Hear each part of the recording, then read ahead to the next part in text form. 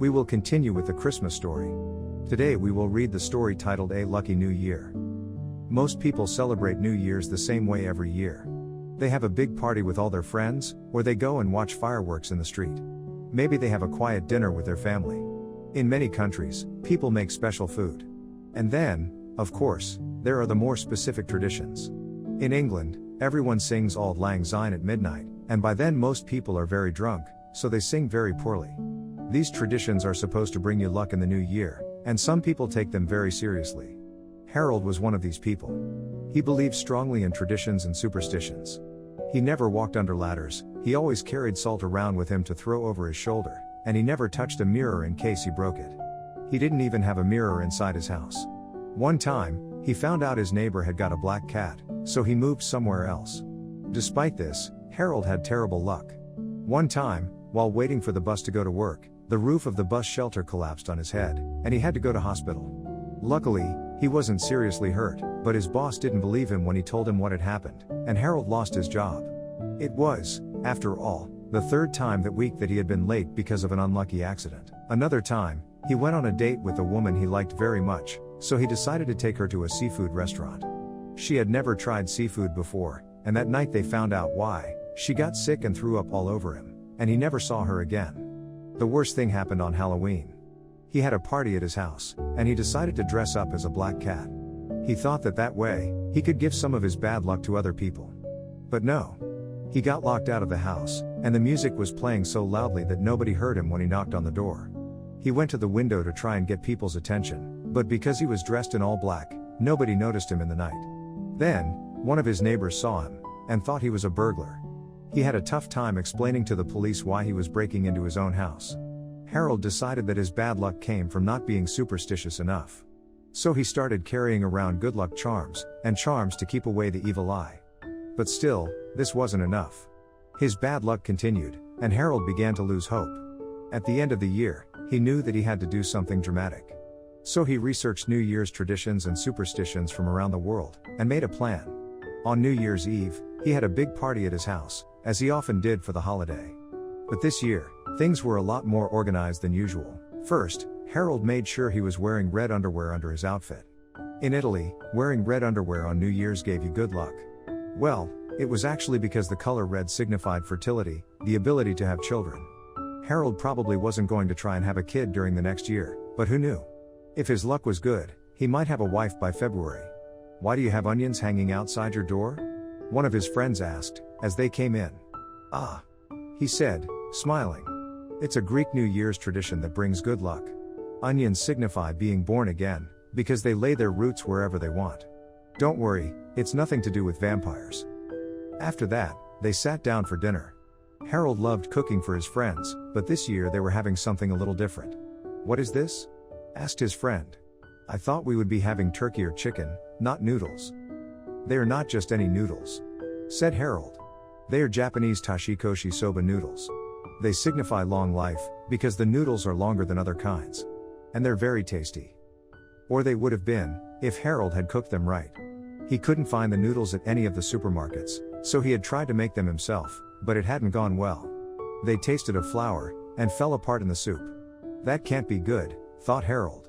"Does that mean I'll have a short life?" Luckily, he had a dessert, too, a liebowlen, a fried donut that Dutch people ate around New Year's. "Hang on," said his friend, "why are donuts lucky?"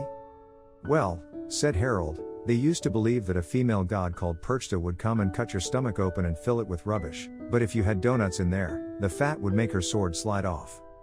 "Right. I'm not hungry anymore, actually." After the donuts, everyone wanted to start partying, but Harold insisted on more traditions first. "We have to all cut apples open," he said, pouring a huge bag of apples onto the table. "In the Czech Republic they do that. If you have a star in the middle of your apple, you'll have a good year, but if you have a cross, it'll be bad."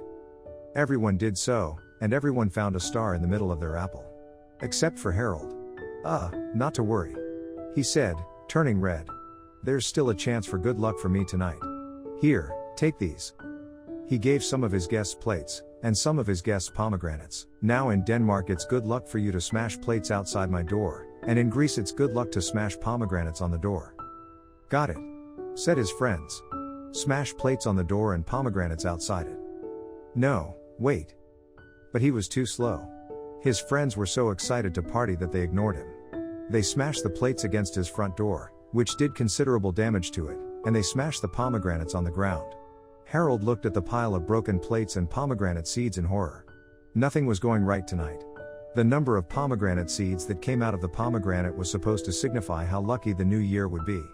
Naturally, very few seeds came out of Harold's pomegranate. And the broken plates were supposed to be a way for friends to get out their anger before the new year, but when Harold told them that they were going into the house for more New Year's traditions, they seemed to have plenty of anger left over.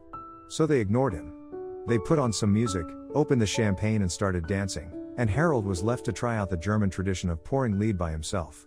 In this tradition, you had to melt pieces of lead over a spoon and pour them into a bowl of water. The shape the lead formed signified how the new year would go for you. For example, a fox-shaped piece of lead meant that you're clever, and a mask-shaped piece of lead meant you would be welcome wherever you go. Harold sat in a corner and poured lead while everyone else danced and had fun. Just as he was moving the spoon, one of his friends bumped into him. The lead jumped off the spoon and formed a very strange shape in the water.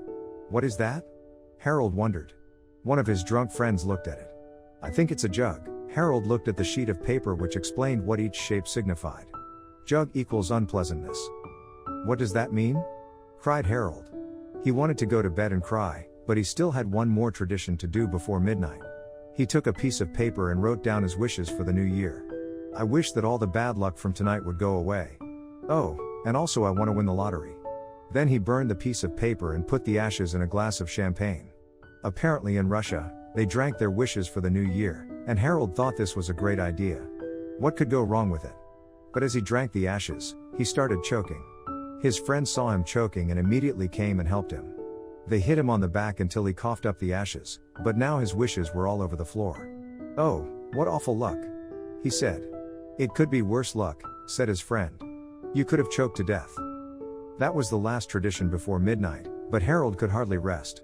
Many New Year's traditions took place just as the clock struck midnight, and he had to make sure he was ready for them. When the time approached, he took a bowl of salt and a bowl of grapes and went out the front door. What are you doing, Harold? Said his friends. But he ignored them. They wouldn't understand his superstitions. They never did. Once the clock struck midnight, Harold's mad dance began. First, he poured the salt outside his door, and then he started eating grapes. In Turkey, they poured salt on the doorstep to signify peace for the new year, and in Spain, they ate one grape for each strike of the clock. That meant 12 grapes in 12 seconds. Even though he had just choked on the ashes, Harold did surprisingly well with the grapes, quickly eating the first 11 of them with each strike of the clock. But when it came to the 12th grape, he realized something awful. He had been so desperate to prepare his New Year's traditions that he had bought the grapes weeks in advance, and he hadn't noticed that they had gone off. As he put the 12th grape in his mouth, he felt sick, and before he could stop himself, he'd thrown up all the grapes. His sick landed on the pile of salt, ruining any good luck the Turkish tradition had brought. Meanwhile, his friends came outside to sing Auld Lang Syne and watch the fireworks. Harold started crying, and his friends took him inside. They gave him some water, and then some champagne and cake, and tried to make him feel better. It's no use, said Harold, eating slice after slice of cake. All of my New Year's traditions went badly. I'm not even sure my underwear is the right shade of red. I think it might be blood orange. But just as Harold was feeling his most miserable, a knock came from the front door. Everyone looked at each other. That's strange, said Harold. Who would be coming over at this time? He went to open the front door. And who did he find there, but his black-haired Scottish friend, Hamish. Harold, cried Hamish. I'm so sorry. There was an accident on the motorway, and I'm completely late. But I know you love your traditions, so I'm bringing you a wee bit of Scotland. Hamish? Said Harold. He hadn't even known his Scottish friend was coming to the party.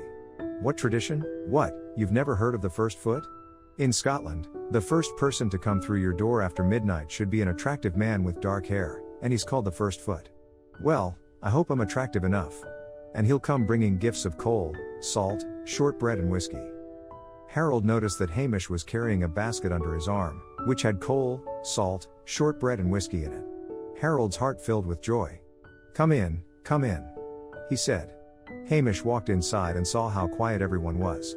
What, is the party over already? No. Someone cried. But you've just made this Harold's best night ever. They put the music back on, opened the bottle of whiskey and enjoyed the shortbread. Harold felt so happy he could cry. This was going to be his year after all. And it was all thanks to his beautiful Scottish friend. At the end of the night, Hamish said to Harold, "Say, you got any New Year's resolutions, Harold?" Harold thought for a moment, and then said, "You know what? I think this year, I'm going to be less superstitious." Hamish smiled. "Good luck with that." New year, new me. Once, there were two sisters.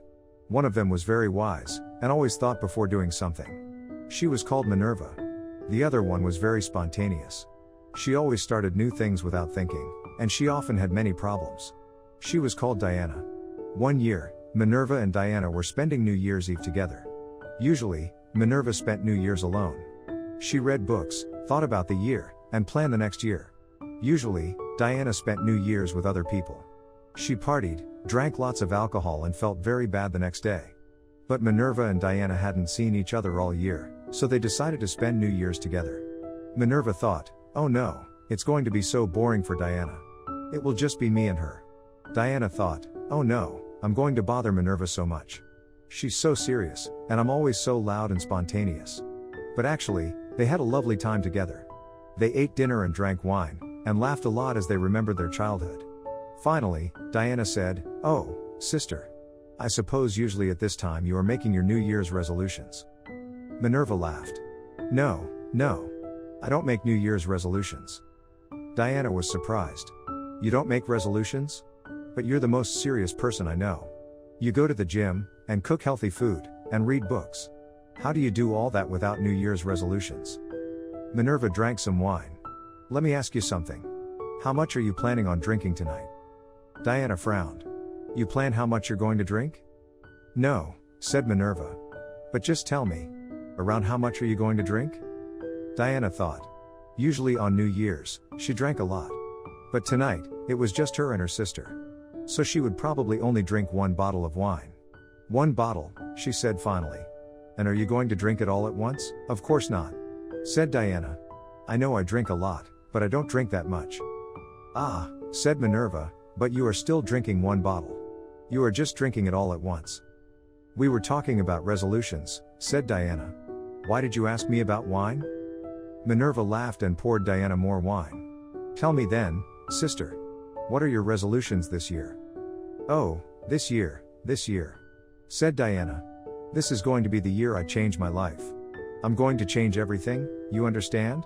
Actually, this bottle of wine is going to be my last. In the new year, I'm only going to drink water and tea. And I'm going to exercise every day, just like you. Yes, I'm going to go to the gym. And of course, I need to change what I eat. I always eat burgers and chips, and look at what happens." She showed Minerva her stomach. "Horrible. No, next year I will make salads and soups and all kinds of healthy food." Said Minerva. "And which will you do first?" Diana frowned. "I'm going to do all of them at once, of course. What about you? You don't have any resolutions?" Minerva sighed. "I suppose I have one resolution. But it's a bit different. I'm going to learn to draw." "Oh. That's a good idea. So you're going to practice every day?" "Yes, I think so," said Minerva. "How much do you have to draw, then?" Minerva frowned. "Well, I don't have to draw anything. I'm doing it because I want to. But I'm planning on doing 5 minutes a day." "Ha, 5 minutes," said Diana. "You really are quite strange, sister. Wait." Diana stood up. "I have an idea. Let's have a competition." "Oh, we always had competitions in our childhood. Next year, we'll talk again, and we'll see who completed their resolution better." Minerva smiled. "Okay, sister. But you know I'll win." So the next day, on the 1st of January, Diana woke up early to go to the gym. Well, her alarm clock went off, but she felt horrible, so she turned the alarm off and went back to sleep. 2 hours later, she got up and went to the gym. It was filled with people. "Aha," thought Diana. "Everyone else has the same idea. That means it's a good idea. I'm going to be so healthy." She had eaten so much the night before, so she needed to work hard today. She got on the exercise machine and ran. She lifted heavy things. She rode exercise bikes. She swam. In the end, she exercised for 2 hours. She was so tired, and her body hurt so much, but she was happy. "I'm going to show Minerva," she said. But the next day, when Diana's alarm clock went off, she couldn't get out of bed. Her whole body hurt too much. "That's okay," said Diana. "Everyone needs a break. I'll do something else today. I'll cook a healthy meal." But Diana didn't cook very often. She didn't know what food was healthy, and she didn't know how to cook it. She went to the supermarket to buy food, but it took an hour, because she didn't know what food to buy. Then she had to carry the heavy bags home, and her arms hurt so much. When she got home, Diana said, "I'll just take a short break." She poured a glass of wine and then stopped. No. She remembered what she had told Minerva. "I can't drink wine. I'll have tea." She made a cup of tea, but she left the glass of wine on the table. The glass of wine stood there, looking at her. The tea wasn't very nice. It was a strange, healthy tea. Diana didn't know what was in it. But it wasn't good. And the wine looked so good. "Well, it's just one glass, isn't it?" 11 months later, Diana was at a party. "So, Diana," said her friend Victor, "what are you doing for New Year's?" Suddenly, Diana remembered her competition with Minerva. Oh no! She cried. She had forgotten about her New Year's resolutions. She had stopped going to the gym, but she still paid money to the gym every month. She had stopped cooking healthy food, and there were still old carrots in her fridge. And she had drunk lots of wine and beer all year. "What is it?" said Victor. Diana ran to the bathroom and poured her wine into the toilet. "I still have a month," she said. "I have a month to win the competition. This is going to be the healthiest month of my life." Victor didn't understand what she was saying, but she left before he could ask. For the whole of December, Diana was healthy. She went to the gym every day, she cooked healthy food, and she didn't drink any alcohol. Oh, it was hard. But she had to win. All her childhood, Minerva had won their competitions. Just once, she wanted to win. Today, she wasn't going to be spontaneous. No, she would be wiser than Minerva. When New Year's Eve arrived, Diana was very tired. She had worked so hard. She had exercised for hours every day. "Now who's serious?" she said. "If Minerva only did 5 minutes a day, she will still be very bad at drawing." So Diana went to visit her sister. When she came into the house, she gasped. All of the walls had pictures on them. They were big, beautiful pictures that Minerva had drawn. "How is that possible?" said Diana. "You only drew for 5 minutes a day." Minerva smiled. "Well, yes, at first I did. But after a month, I really enjoyed drawing. So I drew for 10 minutes. Then 20 minutes. Now I draw for over an hour every day." "You can't do that," said Diana. How did you do that? All year?" "I exercised so much on the first day, and then." "Then you stopped?" said Minerva. "Yes. How did you know?" Minerva smiled. "You can't change your whole life in one day. You know what they say, slow and steady wins the race." "Ugh," said Diana. She sat down on the sofa. "Do you have any wine? I'll drink it slowly and steadily." "I love you, sister," said Minerva, and kissed her on the head. "Maybe next year, just go to the gym for 5 minutes a day? At first." Diana smiled. "You are so wise, sister. I want to be like you." Now, said Minerva. "I want to be spontaneous like you. All our childhood, everyone said that you were so fun, and I was so serious and boring." Diana was surprised. "You want to be like me? But I do everything wrong."